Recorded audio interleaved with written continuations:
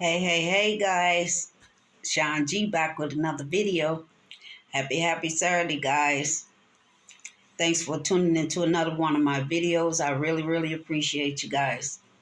Today's video is a story time of me growing up and the struggles my mom went through uh, being a mother of 12. Uh, she had 17 pregnancies, but uh, it ended up being 12 children.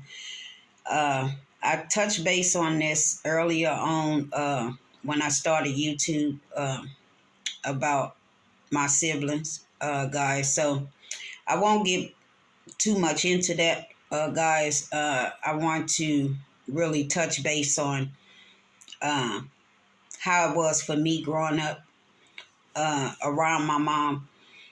Um, she was the breadwinner, and she took care of all 12 of her children.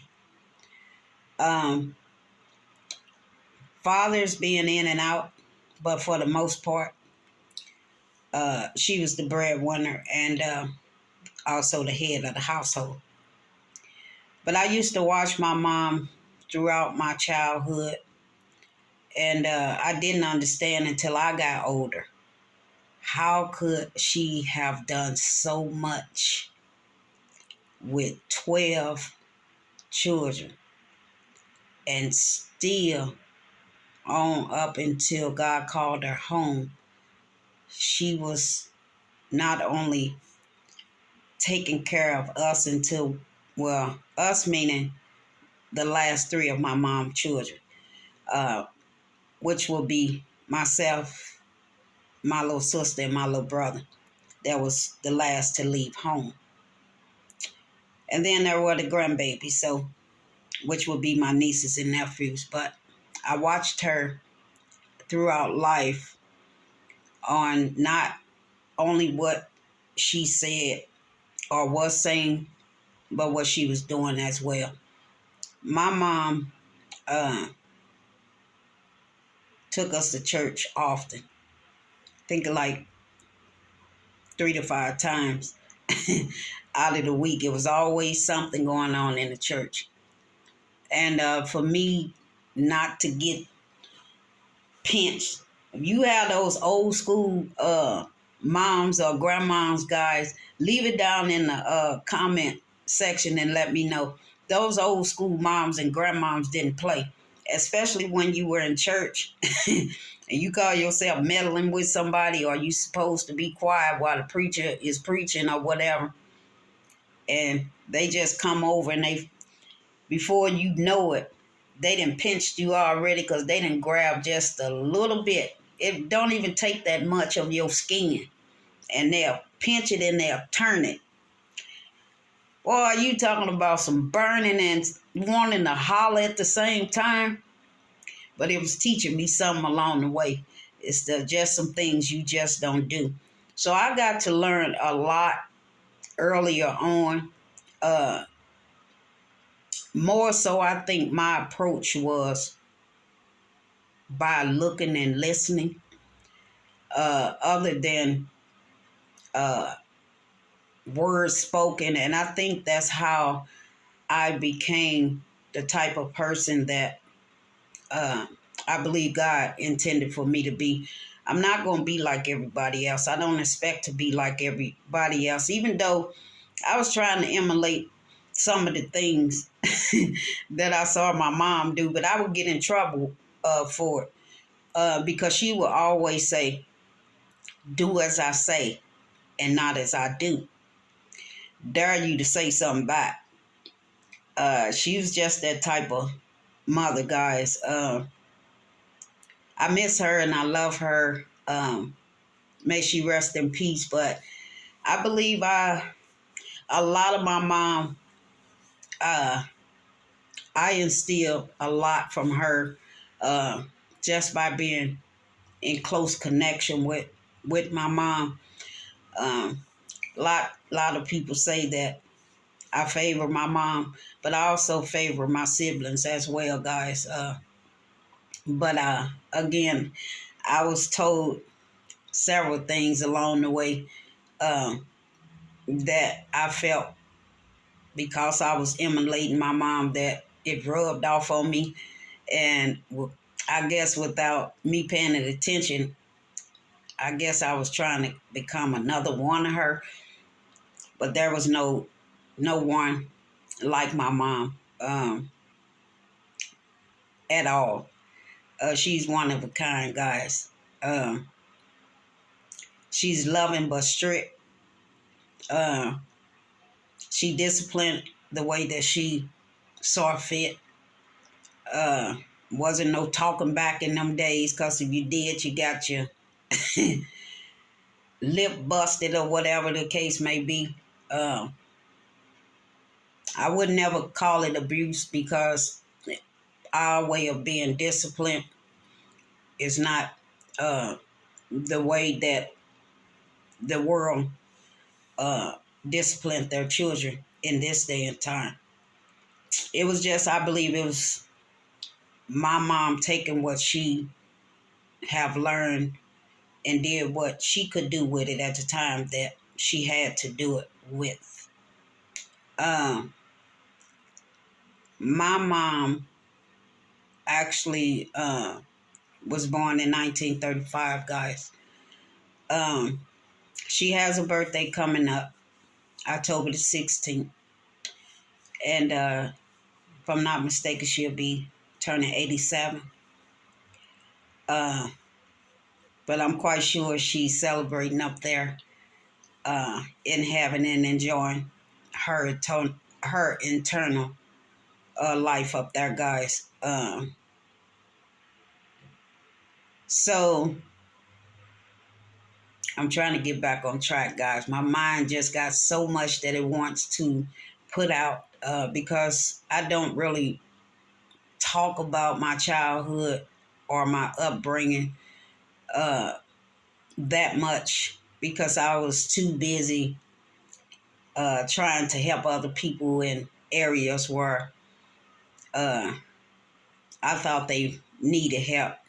Some, yes, and the other ones, I ain't gonna never say it's a waste of time, because as long as you try, then that's all that you can do besides prayer. But I came to the point to where I was ready to talk a little bit more about my upbringing and, my relationship with my mom.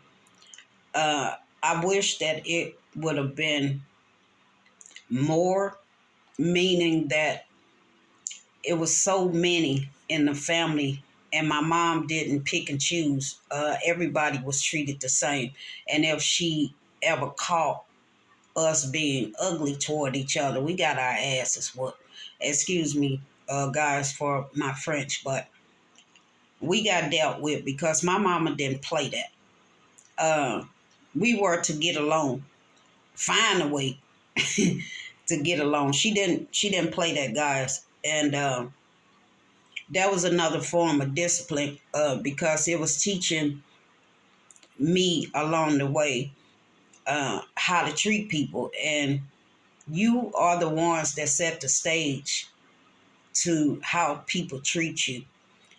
Uh, if you keep allowing certain situations to happen, I've learned that it's no longer that person's fault that you keep allowing things to go on. At some point in time, it becomes your responsibility for what you allow and don't allow. Uh, so you can't too much blame a person or a situation after the fact if you still allowing that situation to go on. And to watch her get up every morning, my mom, to get up every morning, it was like clockwork. Uh, she would come out 3, 4 o'clock in the morning sometimes, and well, it was on a daily, to be honest. And she would get her broom and she would go out, start sweeping the front porch, all the way down the steps, all the way down the sidewalk, all the way to the street. And sometimes she would go and sweep all the way down to the corner. And she come back and she go and take care of what she needs to take care of to get to prepare herself for work. And that's basically how her mornings would start, getting us ready for school, cooking us breakfast or whatever. And she was, I would say, the most multitasking person that I ever known. It's just some things that I never really paid attention to until I made the connection. And I was like, okay, what you thought you knew, you really didn't know it. If I'm making sense to you guys, my mom had a way of doing things, uh, even when she didn't have a dime or a dollar to her name. And I would look, I would be like, well, where you get that from? How you get that? Because she used to tell us when she's leaving, going somewhere. And I would always question her and ask her, Mama, where you going? She usually tell me to mind my damn business. And it will hurt my feelings because I was concerned. My mama is leaving and I just want to know where she's going. A safety measure, guys, that I caught on to at an early age. But then when I guess she got tired of me asking and got tired of telling me to mind my own damn business, I guess she say, well, I guess you feel your mama is your business. That's why you keep on asking. But it was out of concern, guys. But anywho, she would tell us that she's going to see a man about a dog. And I didn't never know what that phrase meant. And I found out what that phrase meant. And she's just making sure that her children had the necessities, guys, even the bare minimum. Making sure that we had a roof over our head, food in our mouth, that our clothes were always clean, even though they were hand-me-downs or whatever. Um, she made sure that we were going to be okay. And she always have made it that way. We didn't go without anything, guys. As far as being fed and to have a roof over our head. And even times when the lights were off or the gas was off, she still will always find a way to keep us warm, uh, a decent meal, uh, whatever she felt she needed to do for her children, she did. And this part of my life where I was in third grade and I was having trouble in school because I was a little bitty old thing, guys. And because the way we grew up and my mom didn't have much, it was like the other kids around always try to mellow with us or whatever. And I didn't like it. And I wanted to do something about it, but I knew that if I did, my mom was going to get a whiff of it. And yeah, I was going to get disciplined for it. So even trying to be sneaky and trying to fight, it always got back to my mom, and especially at school. Those days, or back in those days, we got discipline not only from our mother, we got discipline from the teacher and the principal, because my mama gave them permission to. So if you want to ever get in trouble in school, make it to where it doesn't get back to your parent, meaning that you apologize to the utmost and that you'll never do it again and you gonna be all right from this day forward, and the teacher or the principal don't have to worry about it, just so it does not get back to your parents. Because once it get back to your parents, honey, it's a wrap. Not only is you getting a whooping, you also getting on punishment. And for however long that punishment is, that's what you're going to have to deal with. And my mama did not live off of anything that she had to say, or how she disciplined us growing up. And it taught me along the way the do's, the don'ts, the wills, and the won'ts. And that's where I get that phrase from, guys. Um, Again, I learned pretty early on some things that I really didn't understand until I got older and started putting two and two together, and start making a little more sense, because I guess I'm the type of person, I was looking from the logical aspect of things. Um, it's the only way that things got to make sense to me, guys. I'm also a on hands person. I think I learned better that way. You can be talking to me, I understand. Excuse me, guys, I got a little fly in here. Um, I would understand, but not to the point to where, it's making sense to me. So therefore, I would just try to take control of the situation and try to figure out in a more logical way what makes sense to me. And once I done got to that level, guys, I was like, okay, this is how this works. This is what you're supposed to do. This is how you're supposed to do it. But yeah, guys, it's so much that was taught in that time. It'll take me probably 2, 3 videos to make. I don't know why my lighting is going in and out, but I'm hoping that this volume doesn't go out, guys. But anywho, like I said, probably take 2 or 3 more videos for me to really uh, tell y'all about my child, because it's a whole lot that goes in it. But I'm gonna make this one short, and maybe because I wanted to be a part of my documentary. Whenever I decide to venture into it, I don't want to wait too long to get it done, because I don't know from one day to the next, guys. It started off me wanting to write my book, but I am my book. uh, and I do tell my story. So uh, I decided not to go that route, because that's exactly what I'm doing right now. I have been doing since I got out on my own, and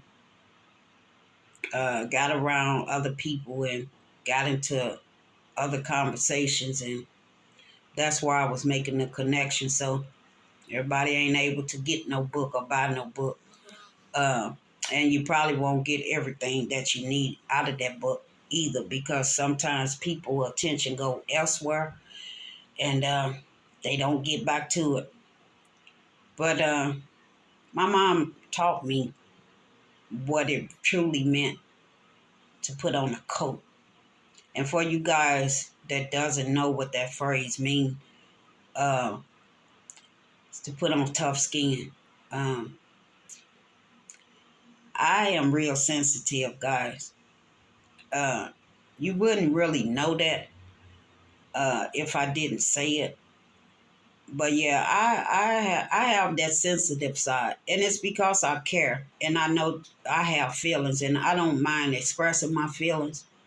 It was just that I used to have trouble putting words together, which I do on occasions in my adulthood. But I put some words in there that'll sum it up, and I don't ever want to use it as an excuse to cuss or curse or however y'all want to say it. Yeah, that's where I got it from, guys. Because I used to get frustrated.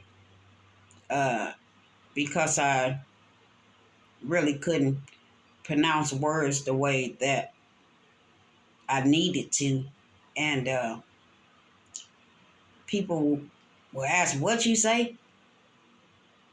That ain't how you say that word." And this, and that.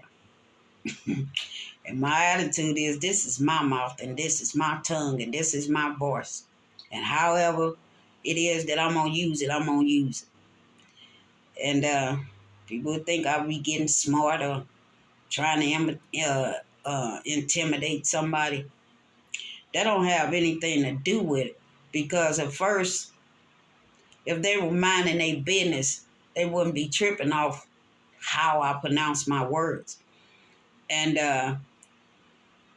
I end up getting in trouble in third grade, guys. I was in speech therapy.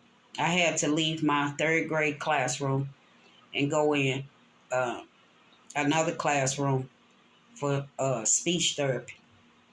And back in them days, they had this big old cassette tape where you sit at this booth like, um, and they had this big old cassette sitting in front of you with the tape that you put in there, and these big old uh, headphones. They were big and black and had them big old uh, uh, rubber things around them, look like inner tubes. And I knew every time that I was going into that classroom, I knew that I had to be on my P's and Q's, guys. I had to be respectful. And I knew that that wasn't going to work because each time that I was going in there, I knew what I was going in there for.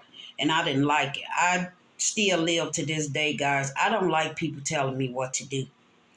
And I'm not saying in a way to where I know everything, but when it comes to me and how I came into this world, whether it's my looks, how I sound, or whatever the case may be, you can't change that. And it's not your place to make me change that. I am who I am. And I stood on that. I just don't like people telling me what to do. And it started from the third grade.